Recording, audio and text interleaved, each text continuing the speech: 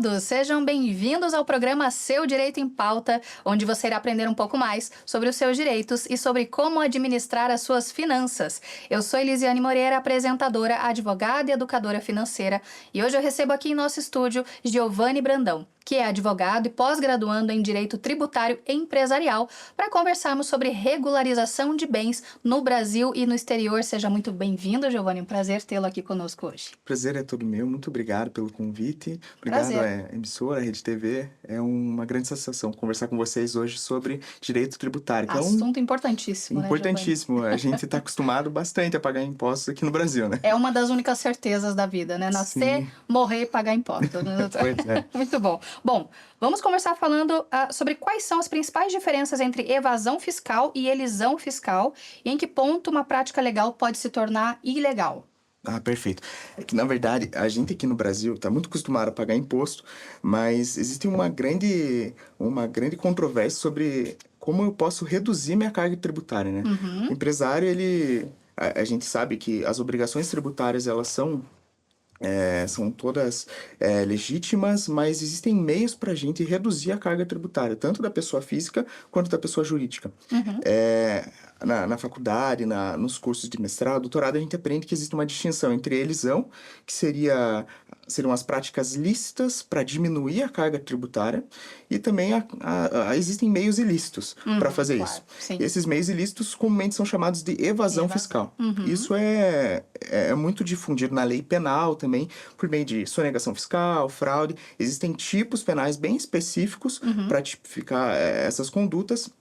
Mas, basicamente, a distinção, na prática, fica difícil de você identificar sem critérios muito claros, né? De acordo com aquela situação específica. Então, na prática, a gente acaba sempre tendo que analisar aquele caso específico, daquele cliente, para ver se aquela conduta específica, ela acabou burlando a lei ou não.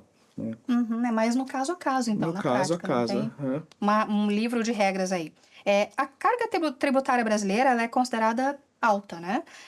De que maneira isso impacta as pequenas e médias empresas em relação ao risco de evasão fiscal?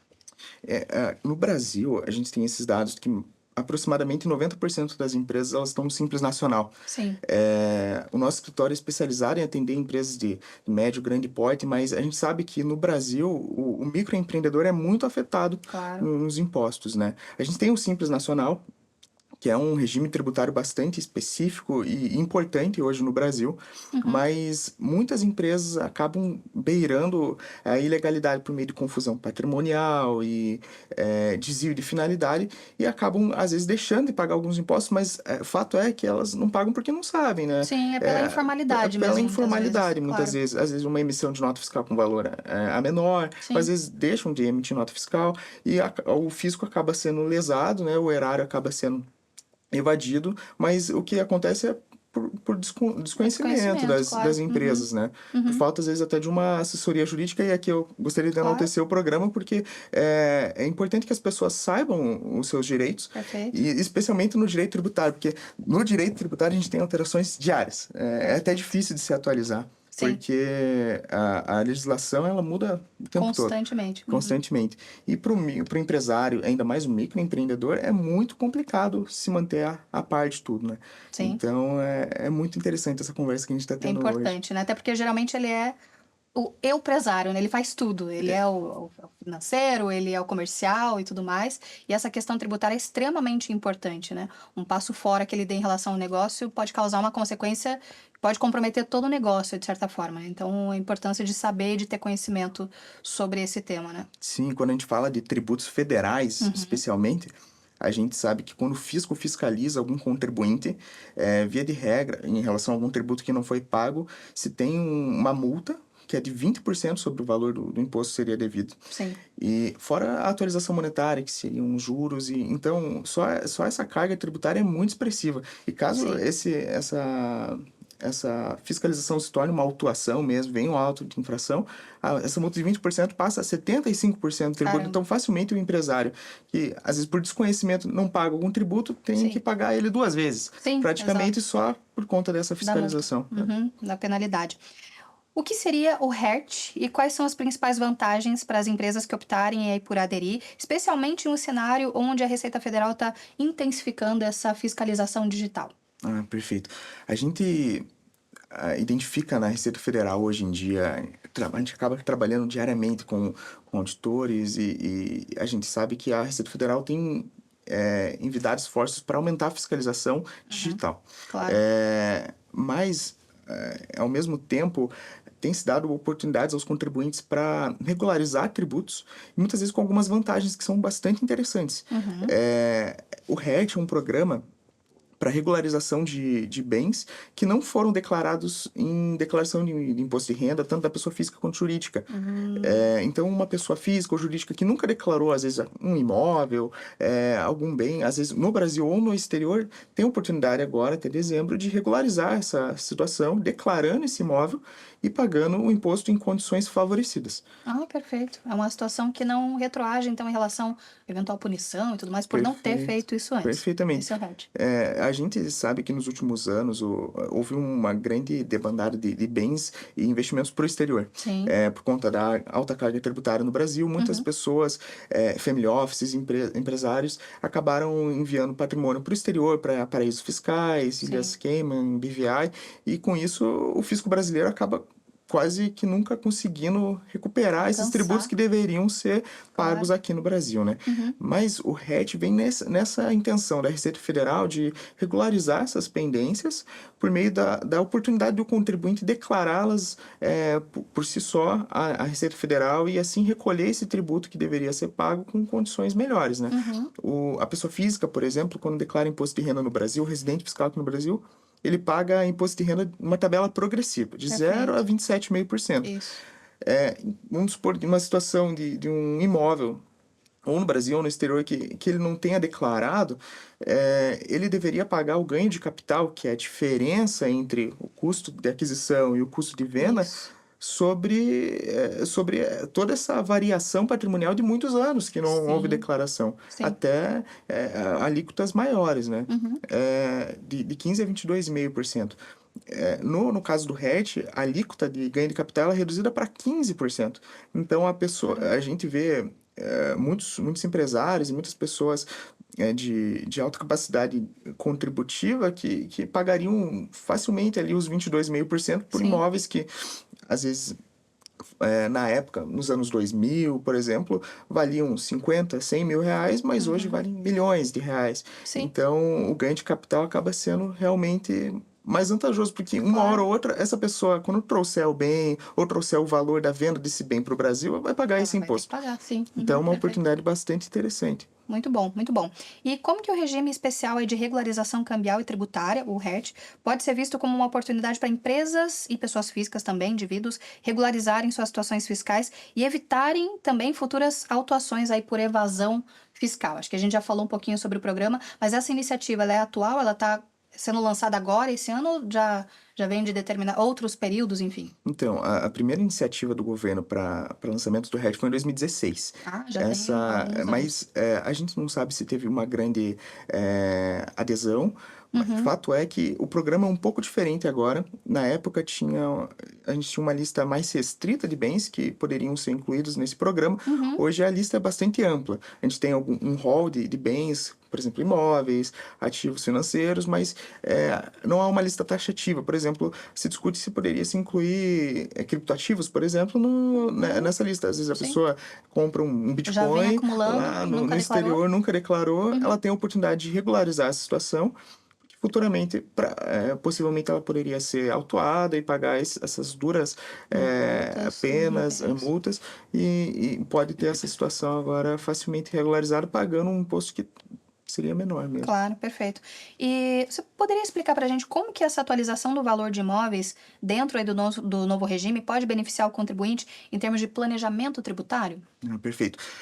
O caso da atualização dos bens imóveis é parecida com a situação do RET, Uhum, que também o fisco ele dá a oportunidade, a mesma legislação que cuida do RET acaba trazendo essa possibilidade de atualização dos bens imóveis, porque na declaração de imposto de renda, as pessoas físicas, via de regra, não podem atualizar o bem imóvel que foi declarado em sua Sim, declaração. Tem que sim. manter o custo de aquisição. Uhum. Muitas pessoas acabam não fazendo isso, acabavam atualizando, mas fato é que o fisco dá essa oportunidade para que se atualize a declaração de imposto de renda para indicar o valor de mercado, que é o valor atualizado desse Do bem, bem. e Uhum. pagando a diferença do imposto de renda sobre o ganho de capital, sobre essa valorização, também em condições favorecidas.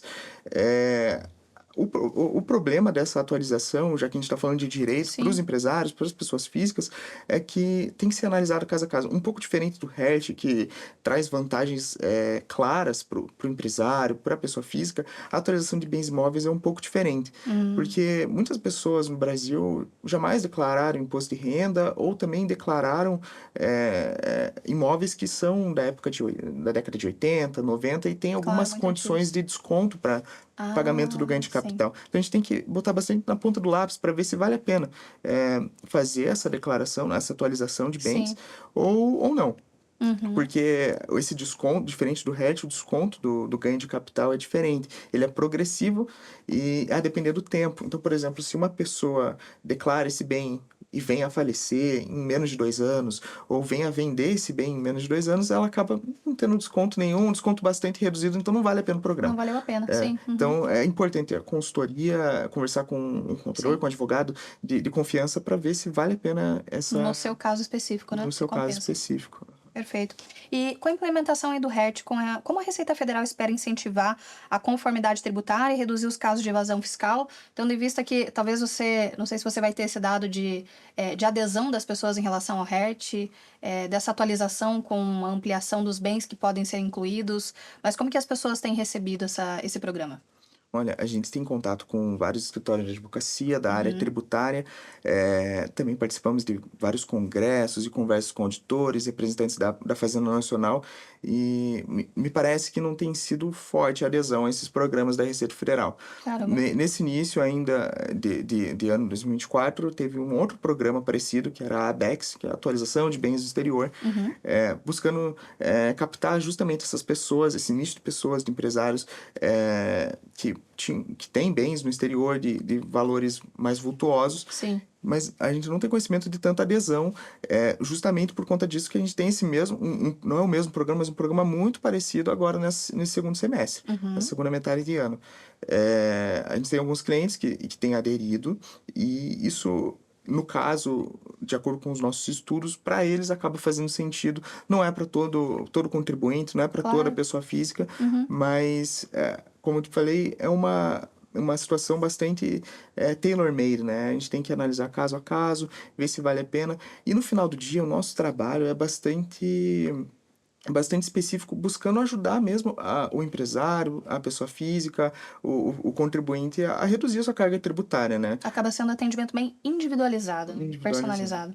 A gente busca reduzir a carga tributária porque não há sentido a pessoa pagar mais impostos do que ela Do que ela deveria precisaria, pagar, né? com certeza. Muito bom. Muito bom. Bom, doutor Giovanni já esclareceu bastante coisa, mas tem mais assunto, tem mais papo pra gente bater aí no próximo bloco. E o programa Show Direito em Pauta volta já.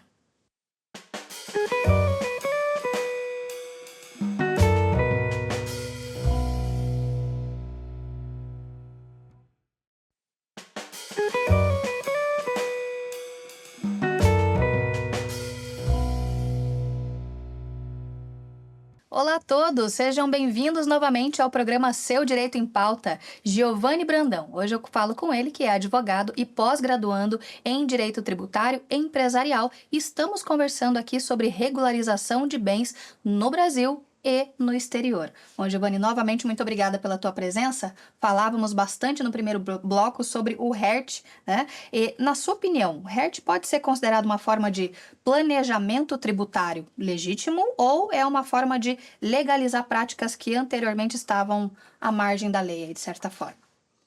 Na verdade, a gente tem, como eu te falei, um liame bastante subjetivo entre o que seria lícito e ilícito. Perfeito. Mas, nesse caso, como é um programa da própria Receita Federal, apesar de abarcar situações que estavam na informalidade, na irregularidade, é um programa legítimo. É uma espécie de planejamento tributário, sim, mas totalmente legal e que abarca pessoas físicas, jurídicas, empresários, que buscam regularizar suas pendências e ficar em dia com o fisco. Uma forma preventiva, né, Uma de forma regularizar preventiva. isso. Perfeito. E existem estratégias ou incentivos fiscais para ajudar pequenas empresas a se manterem dentro da legalidade sem comprometer o fluxo de caixa, que é o maior temor, eu creio, que do pequeno empresário? É o fluxo de caixa, O né? fluxo de caixa. Às vezes o empresário ele se depara no dia a dia com uma situação complicada, né? Se ele paga o fornecedor, se ele paga o Exato. fisco, os Perfeito. funcionários.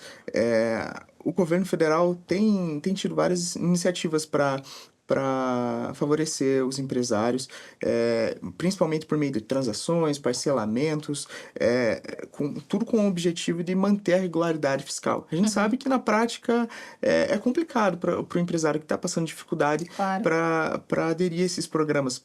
Mas existem vários tipos de modalidades de transação, de negociação com o fisco, Uhum. além do próprio RET, da atualização de imóveis no exterior. E a gente tem que analisar caso a caso. Por isso que eu sempre incentivo a conversa com o advogado, tributarista, com o contador, para analisar a situação do cliente, para ver se ele está realmente. Quais são as melhores oportunidades para ele no momento. Perfeito, perfeito. Você lembra para trazer algum caso para a gente prático de algum empresário que buscou vocês e que teve um resultado até acima do esperado, fora do esperado em relação a essa solução tributária? Alguma medida que ele talvez não tivesse conhecimento, ele passou a ter conhecimento e isso salvou, de certa forma, o fluxo de caixa da empresa? Olha, a gente tem várias ações judiciais que discutem teses tributárias. O bom da advocacia tributária é que a gente consegue atacar várias frentes. Sim. A gente tem situações passadas que são Uhum. relacionadas ao contencioso, a uma discussão judicial, mas também tem situações voltadas para a consultoria. Uhum. Então, várias hipóteses de recuperação de crédito tributário são muito conhecidas, algumas teses que nós fizemos também relacionadas à recuperação de créditos voltados para tributos indiretos, IPI, ICMS, que às vezes acabam não abarcando o Claro. pequeno empresário, Empresário. microempreendedor, Uhum. voltado mais diretamente à empresa do lucro real, que tem um Uhum. faturamento Maior. acima de 78 milhões, Sim. mas existem várias medidas que a gente já implementou que trouxeram recuperações milionárias para contribuintes. Muito bom. Até negociações com o Estado, nós já fizemos diretamente, o Estado do Paraná, com a Receita Federal, e conseguimos reduções gigantescas do numerário para a economia tributária, né? Na casa Uhum. de milhões para alguns clientes. Justamente com essa ideia mais taylorizada, né? Sim. Essa ideia de Caso a discussão caso. com o fisco, negociação, análise das transações, de todos esses programas que o fisco implementa, buscando realmente as melhores condições para o nosso cliente. E o melhor caminho, doutor, sempre vai ser a questão preventiva, né? Você agir antes daquilo que aconteceu em relação à situação tributária irregular e tudo mais. É muito melhor prevenir e talvez fazer essa consultoria e entender qual é o seu caso, mas agir na prevenção do que depois aí com as consequências de uma má indução aí na questão tributária. Ah, com certeza. Porque na consultoria a gente consegue instruir o cliente quais são as melhores práticas tributárias para ele se manter em dia com o fisco. Perfeito. Mas existem situações, de fato, em que a pessoa às vezes já passou do prazo para pagamento do tributo, incidem juros, multas pesadas e a gente acaba tendo que atuar por meio de uma defesa administrativa, uma defesa judicial. E muitas vezes a gente acaba também conseguindo a extinção do tributo e dessas multas e juros, Sim. mas depende caso a caso, Caso a né? caso. Com Sim. certeza, prevenir é melhor que remediar, Com né? certeza. Doutor, como que um planejamento tributário eficaz pode ajudar empresas a evitarem a evasão fiscal e se manterem competitivas no mercado também? Olha, o planejamento tributário, eu costumo dizer que é essencial para todo empresário. Não tem como Verdade. o empresário se colocar no mercado sem saber quais impostos que ele paga, qual é a carga tributária do seu tributo, até para Cálculo de preço cálculo de mesmo. Enfim. preço, Uhum. markup, porque ele precisa saber como o concorrente dele Claro. trabalha. E Uhum. talvez, às vezes, ele não sabe como que funciona o direito tributário, a carga tributária do seu setor, ele acaba ficando aquém do mercado, né? Uhum. Defasado. Então, é Uhum. bastante defasado. É importante que ele se mantenha atualizado. A gente costuma também auxiliar os clientes em todo o processo, tanto na formação de preço, também com relação a planejamentos tributários nacionais e internacionais. Há vários clientes, várias empresas que são multinacionais, têm sede no Brasil, mas no exterior. Então, tem que se analisar bem especificamente como que funcionam as remessas de valores entre esses estabelecimentos, essas filiais, Uhum. tudo com vistas a reduzir a carga tributária e não lesar o fisco. Perfeito. E as reformas tributárias propostas atualmente, elas visam reduzir a evasão fiscal? Como que essas mudanças aí podem afetar os pequenos empresários? As reformas tributárias, elas são bastante controversas, eu diria hoje, Sim. porque nós temos ainda bastante incerteza com relação à regulamentação da reforma tributária, mas em termos de medidas tributárias que o governo tem proposto atualmente, sim, eu acredito que isso busca reduzir a evasão fiscal, Uhum. porque, por exemplo, na situação do RET mesmo, que nós temos bens na informalidade que nunca foram declarados, a intenção do fisco é realmente É claro, sim, reduzir evitar. essa informalidade, evitar a Uhum. evasão fiscal. Claro, é uma situação ganha-ganha, né? O Isso. contribuinte paga o imposto que seria em condições favorecidas, Favorecido. Uhum. melhores, e o fisco acaba arrecadando talvez um tributo que ia ser visto Que só não daqui a. arrecadaria, talvez. Talvez não arrecadaria ou Uhum. veria em muitos anos. Muitas décadas, sim. Aham. Uhum. Perfeito. Que conselhos o doutor daria para empreendedores que estão começando a formalizar seus negócios, talvez estejam inclusive nos assistindo aí e querem evitar problemas em geral com a Receita Federal? Olha, o primeiro conselho que eu posso dar é busque uma consultoria tributária. Muitos microempreendedores, empresários individuais acabam recorrendo também aos contadores, Uhum. colegas contadores que têm muita expertise na área fiscal, mas é essencial que se ande lado a lado com o advogado, com o contador, para saber todas as oportunidades, todos os riscos relacionados ao seu negócio, Uhum. porque é muito complicado. A gente mesmo se mantendo atualizado no dia a dia é muito difícil, é um desafio na área Uhum. tributária, porque são milhares de municípios, dezenas de estados, legislações, e as legislações federais mesmo que mudam diariamente. Então, é importante que o empresário, ele primeiro não queira abarcar o mundo, né? Sim, claro, Carregar o importante. mundo nas costas, porque, Uhum. como você falou, o empresário, às vezes, principalmente o individual, o microempreendedor, a pequena empresa, eles acabam tendo que fazer tudo, né? É o Tudo, sim, marketing, é a publicidade, sim, é o financeiro, ainda sim. tem que saber um pouco de direito tributário. É uma Sim, loucura, né? mais Mas desafios. Sim, muitos desafios, então é importante andar lado a lado com alguém que tenha esse conhecimento técnico para instruir com confiança, com perfeito. segurança, para que a gente chegue a um denominador comum junto ao fisco que não seja abusivo pro cliente, né? Uhum. Também é importante estar atento. Um segundo conselho que eu daria seria ficar atento a algumas soluções mirabolantes no mercado, às vezes de recuperação tributária vultuosa, Isso é importante. miraculosa, Sim. Uhum. porque existem muitos charlatões de Claro. fachada. Então a legislação tributária, apesar de ser complexa, ela é objetiva. Uhum. Então a gente precisa estar muito atento com algumas soluções mirabolantes para evitar problemas de cabeça futuro. Como que o empresário faz esse filtro, muitas vezes, dessas soluções mirabolantes, que na verdade não são soluções, mas são ofertas de golpistas e tudo mais, ou charlatões, para aquilo que realmente funciona? Como que ele traz esse filtro para o negócio dele, para que ele não caia nessas ciladas, doutor? Olha, isso é bastante comum e acredito que a legislação ela seja bastante clara. O Uhum. empresário, ele ao se deparar com a legislação, na verdade, se deparando com qualquer oferta, ele deveria recorrer à legislação e, se tendo alguma dificuldade, ele poderia recorrer a alguma segunda Uma opinião. A gente, assessoria. quando tem algum Uhum. problema de saúde, por exemplo, mais grave, com certeza vai no médico, e busca uma segunda opinião, porque que às vezes, lidando com a sua própria empresa, você vai confiar cegamente em algum Exato. consultor, alguma Perfeito. publicidade que você vê de recuperação tributária, e, enfim, é sempre importante buscar essa segunda opinião, e claro que a legislação tributária, a legislação federal, estadual, municipal, elas são públicas. Sim. Uhum. Então, o empresário tem livre acesso, mas é claro, né? Devido às complexidades, é interessante sempre buscar alguém com conhecimento técnico para clarear o caminho e direcionar nessas Facilitar o questões. processo, né? Perfeito. No caso de uma empresa ser acusada aí de evasão fiscal injustamente, quais são os recursos legais para que ela possa se defender? Aqui a gente já está numa situação mais para frente, não está na prevenção. Sim, A sim, gente já sim. está Uhum. falando de alguém que fez alguma coisa errada Isso. e não pagou o tributo, ou às vezes até Foi pagou. injustamente, né? Ela foi acusada, mas não evadiu, né? Justamente, isso. A gente tem algumas defesas administrativas que são possíveis. Tá.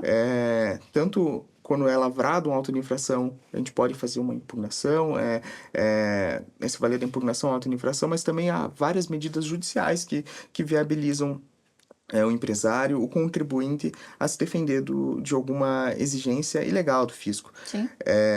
Os auditores fiscais, o fisco federal, municipal, estadual, eles estão muito voltados àquilo que a legislação fala. Sim. Então, se existe às vezes uma instrução normativa, um ato regulamentar da Receita de baixo calão, vamos assim dizer, que impõe alguma multa, às vezes mais pesada, que a gente sabe que é ilegal, o auditor fiscal ele vai lançar essa multa e o contribuinte, se ele não se defende, ele vai pagar esse imposto, ele vai pagar essa multa, essa sanção majorada. Então é importante que as empresas e os contribuintes saibam que por meio da defesa, tanto administrativa quanto judicial, é possível sim reduzir a carga tributária, é possível sim reduzir e evitar sanções injustas e ilegais que muitas vezes acontecem na prática por meio de autuações ilegais do fisco. Duvidosas. E eu creio que o empresário, talvez para ele não seja comum. Quando ele recebe uma carta, um comunicado da Receita Federal, ele tende a confiar que aquilo é real e que ele está sendo acusado justamente. Mas essas injustiças acontecem com frequência, doutor? Olha, É mais frequente do que o empresário possa imaginar. é muito frequente, Caramba. principalmente nessa questão de multijuros, né? Sim.